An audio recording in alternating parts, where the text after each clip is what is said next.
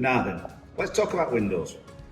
This is our white, smooth UPVC sliding sash. This particular window has got astragal bars, which you can have, or you don't have to have. This window is very compact, very neat, very solid. It's a modern take on the old sliding sash windows. What you see from this window is the options.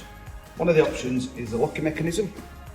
If you unlock the window, you can then slide the bottom sash up, just for ventilation.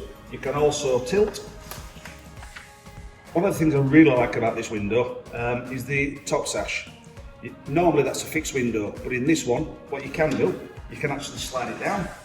And another benefit from this window is you can tilt the top sash as well. It gives you a double tilted sash, which from this window, I think it's a fantastic benefit. It's a very, very solidly built window. It's really secure. And then what you can do, obviously then you can close it. Simply push it to, slide the top sash up. Your bottom sash then just slides down to the bottom. Simple locking mechanism, totally secure window.